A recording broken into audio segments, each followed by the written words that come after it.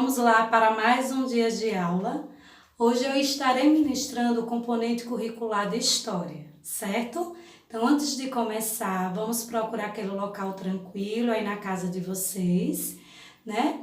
Iremos precisar do nosso material, nosso livro, olha, de História, o caderno, o lápis e a borracha. Pegaram? Ótimo. Agora coloquem na página 52. Colocaram?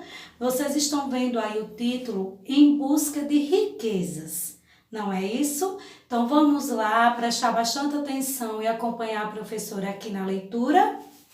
Diz assim: em março de 1500, partiu de Lisboa, Portugal, uma frota com 3 embarcações, comandada por Pedro Álvares Cabral, oficialmente com destino a Calicut, na Índia.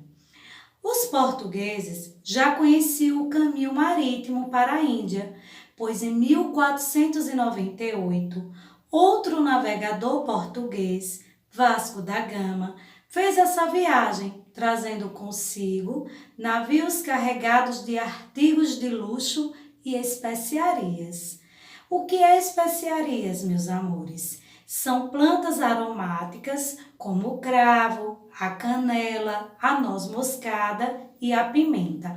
Então, era isso que ele trazia, né? Nos carregava, trazendo nos navios esses artigos de luxo e as especiarias. As especiarias eram essas que eu falei para vocês. Aí diz: naquela época, as especiarias eram muito valorizadas, pois ajudavam a conservar e a melhorar o sabor dos alimentos, que vocês sabem que até hoje a gente ainda usa canela, pimenta, né? O noz moscada. Além disso, eram utilizadas como remédios contra as diversas doenças. Dessa maneira, para os portugueses, o objetivo principal da expedição de Cabral era ampliar as negociações com a Índia, estabelecendo feitorias na região. Aí vocês podem perguntar: professora, e o que é feitorias? Eram estabelecimentos, geralmente fortificados, construídos para armazenar e comercializar os produtos. Então, era nesses locais que eles guardavam as especiarias. E era esses locais que eles queriam, né? Que Cabral queria ter em todas as regiões. Aí aqui embaixo tem assim: a viagem de Cabral. Após cerca de 40 dias de viagem, os navegantes notaram os primeiros sinais de terra e avistaram um monte que denominaram de Monte Pascoal. A terra foi chamada inicialmente de Vera Cruz. Tratava-se do litoral sul do atual estado da Bahia. Naquela época foi chamado de Vera Cruz, onde hoje é o litoral, né, do estado da Bahia. Aqui embaixo tem a imagem, que essa imagem é do descobrimento do Brasil, feita por Francisco Aurélio de Figueiredo e Melo, né, produzida no século XIX. E o que é que essa obra representa? Representa Cabral apontando para o Monte Pascoal a bordo da caravela. Certo, meus amores? Agora vocês irão colocar na página 54, certo? Nós não iremos ver a 53 porque até então já foi explicada na aula passada. Vamos lá para 54, onde diz assim: a exploração do território. Nós já vimos que eles chegaram, queria as especiarias, queria colocar feitorias nas regiões. Agora nós vamos ver como era feita a exploração aqui no território brasileiro, certo? Vamos lá, todo mundo na 54. Inicialmente, as novas terras despertaram pouco interesse à coroa portuguesa. Isso porque, com o novo caminho marítimo para a Índia, os portugueses poderiam comercializar grandes quantidades de especiarias. Então, não acharam muita vantagem o território aqui brasileiro. Por aqui, o produto encontrado que mais interessou os europeus foi o pau-brasil, uma árvore de madeira avermelhada que era utilizada sobretudo para a extração de um corante para tecidos, que tinha alto valor comercial. Havia uma grande quantidade de pau-brasil no litoral brasileiro, o que começou a atrair a atenção de outros povos europeus, principalmente os franceses.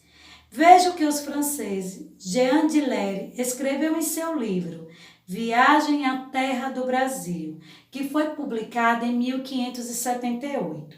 Antes da gente ler um trecho aqui do livro de Jean Dillery, esse francês, vamos observar essa imagem aqui. Sabe o que essa imagem está representando, né? Que é um entalhe de madeira produzido por volta de 1550 e representa um indígena derrubando uma árvore de pau-brasil, utilizando um machado. Então, quando Cabral chegou aqui, a coroa portuguesa chegou, ele não se interessou muito. Ele preferia ir para as Índias, porque tinha as especiarias lá. E aqui a única coisa que chamou mais a atenção dele foi o pau-brasil devido a esse corante. E aí também começou a despertar, além da atenção dele, a de outros europeus, que no caso foi os franceses. Aí agora nós vamos ler um trecho da carta de Jean Dillery, né? Vamos lá?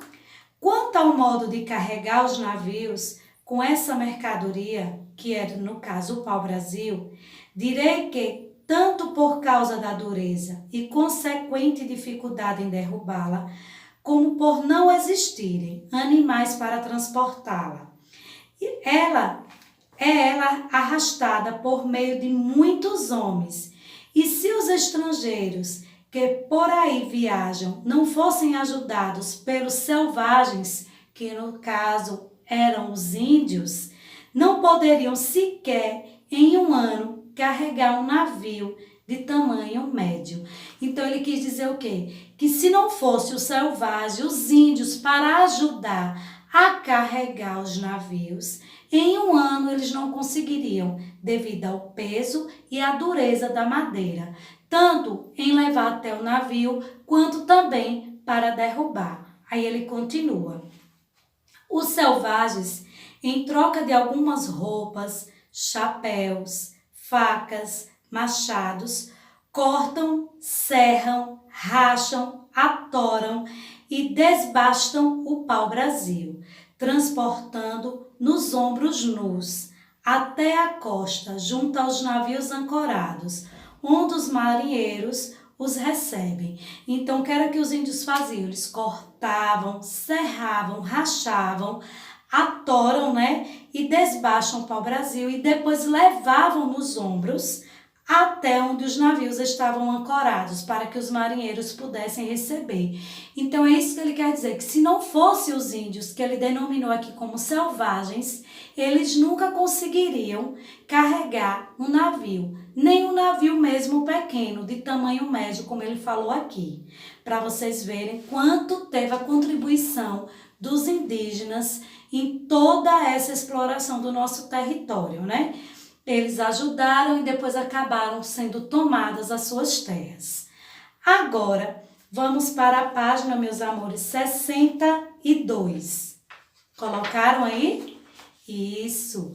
Aí nós iremos agora conhecer o calendário maia. Então, já vimos a exploração, né, isso do território. Vimos também a chegada, como vocês viram na primeira página, na página 52. Agora nós iremos conhecer o calendário maia, que é essa representação aqui, certo? Então vamos lá? Aonde diz assim: os conhecimentos desenvolvidos pelos maias possibilitaram a realização de diversos estudos astronômicos e também a criação de 2 calendários, um deles referente aos rituais com 260 dias e o outro solar de 365 dias. Aí tem aqui ao lado a ilustração, né, que está representando o calendário maia, como vocês podem ver.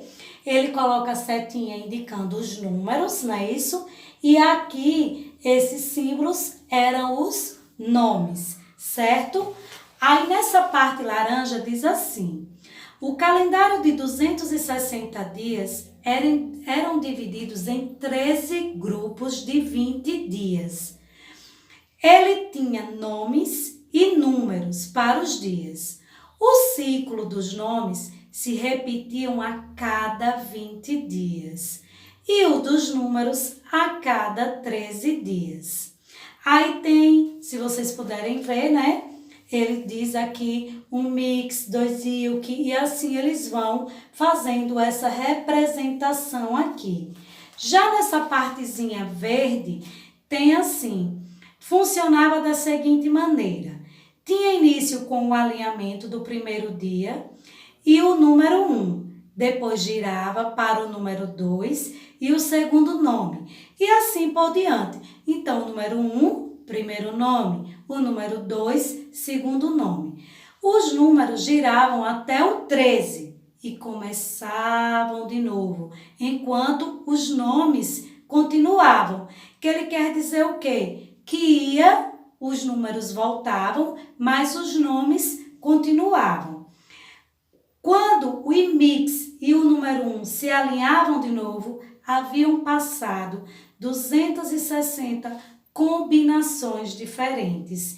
Então, o nome dos 20 dias estão aqui escrito no calendário maia, certo? Então, aqui desse outro lado, na parte verde, ele explica a forma que ocorria a contagem desses dias no calendário maia, certo? Agora vamos dar outro pulinho novamente, indo para a página 68. Isso quer dizer o quê? Que nós estamos conhecendo um pouco da nossa história, um pouco de cada coisa que aconteceu na nossa história, certo? Colocaram aí na página 68? Então vamos lá? Os povos indígenas no Brasil, que não é novidade para nós, que eles já faziam parte do nosso território brasileiro, não é isso? Então vamos lá? No território onde atualmente é o Brasil, havia entre 2 milhões e 4 milhões de indígenas, quando os primeiros portugueses desembarcaram na região, há mais de 500 anos.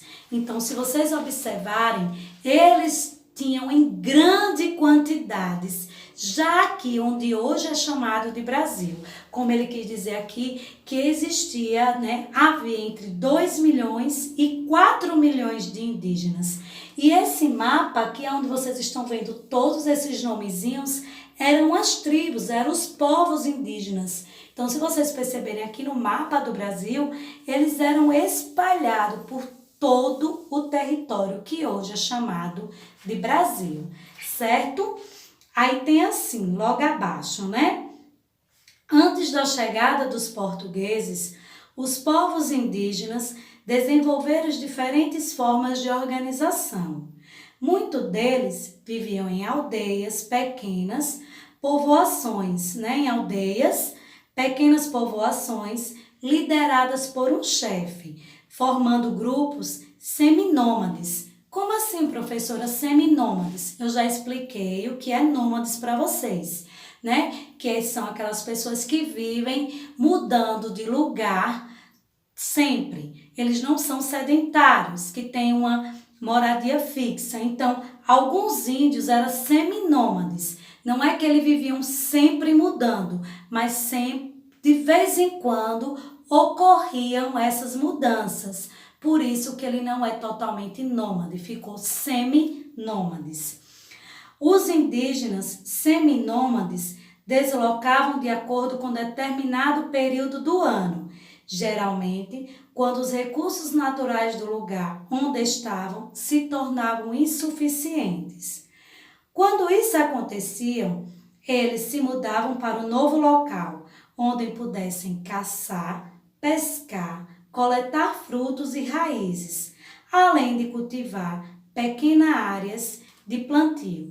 Então, não era todos os povos indígenas, entenderam, que eram seminômades. Algumas tribos, sim, outras não.